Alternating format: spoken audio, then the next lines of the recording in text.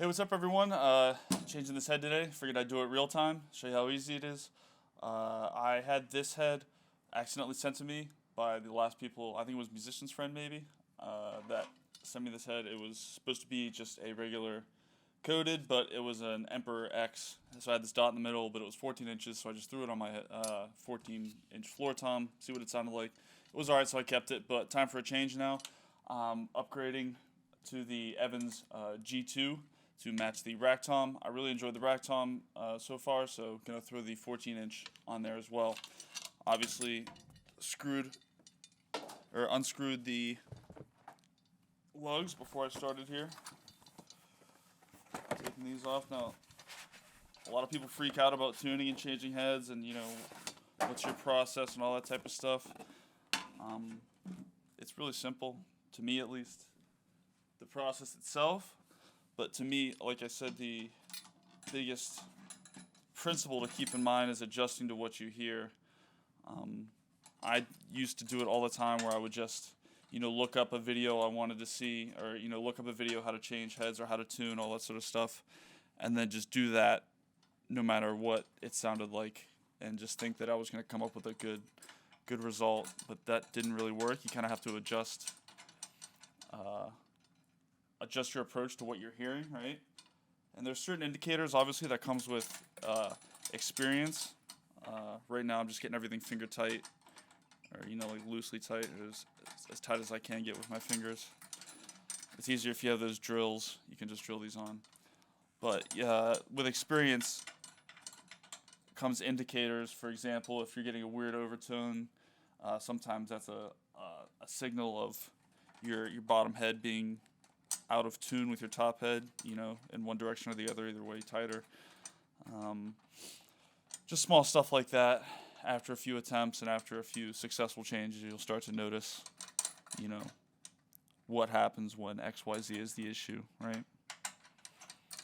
I also had a weird rattle on my last recording, so I'm hoping to get that taken care of with this process. I'm obviously not 100% it was the head or anything like that, but maybe it might have been a loose lug or something.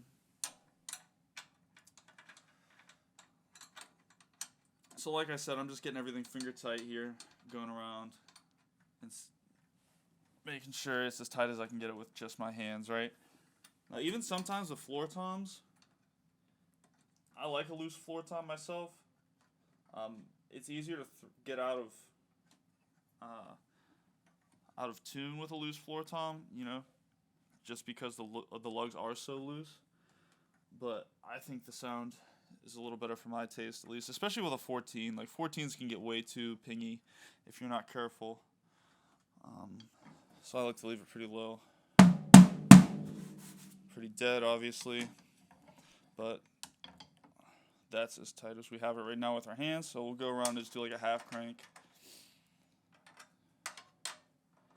Half crank whole way around. Again, every time I tune a head. And if you can feel it gets looser, just go to the point where almost no tension. And this is still getting finger tight here. And that'll happen when you go around. Okay. This is still finger tight.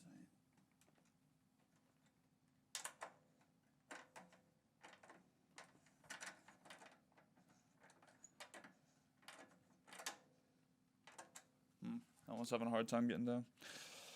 Okay, so I go around here, keep on going around. Just get one tighter. I'm gonna have to go around some of those. Might have cheesed to there. But that's what I'm saying, like that's the kind of stuff you gotta react to. So I gotta keep an eye out on that lug. Alright, someone decent.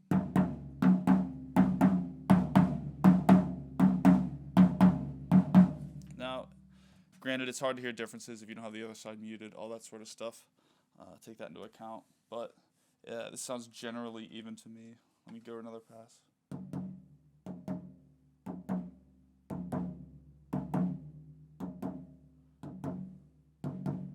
Now, what you're listening for is that initial ping, the tone of that.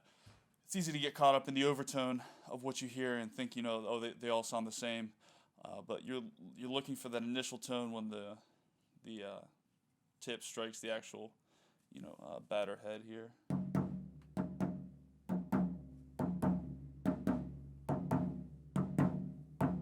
That still sounds a little low to me, so I'm gonna bring that up. It's hard to tell. I probably need to grease these up a bit more. A lot of what I determine to give it is based on the pressure it gives back, and that kind of backfires whenever you're dealing with resistance from the lugs themselves and like the threads. I should probably re-grease these at some point. So let's see how that sounds. That's a little more even in my opinion.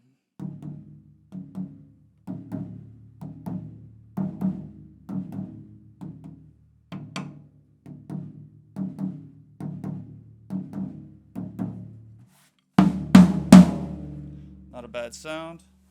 And of course, I'm a clear ring guy as opposed to a moon gel.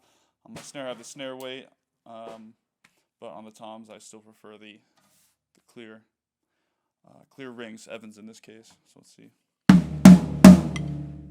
Nice, that's not bad at all. Let me check my bottom head.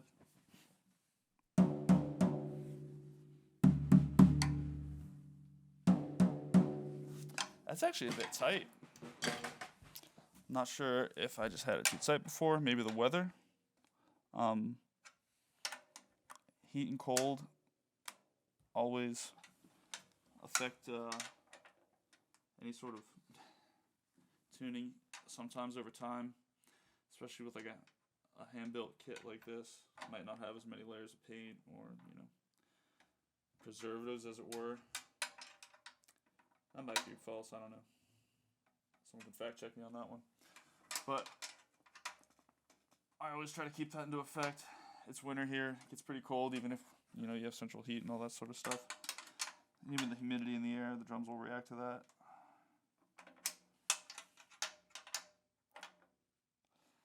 And I did mention before, I don't do the star technique. Obviously a lot of people do, and it's probably going to get you a better result, but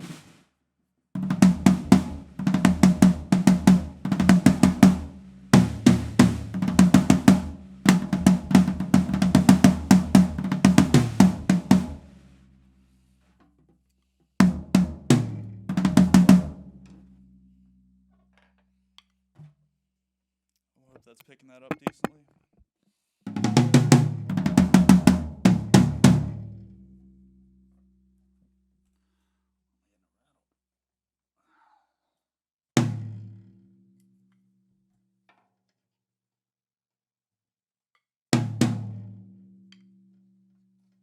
I have a loose lug somewhere?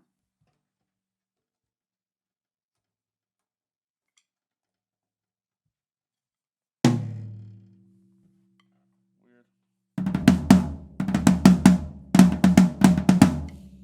That's pretty much it. And then I'm going to play on this for a little bit and tune it up as I go. Maybe another half crank.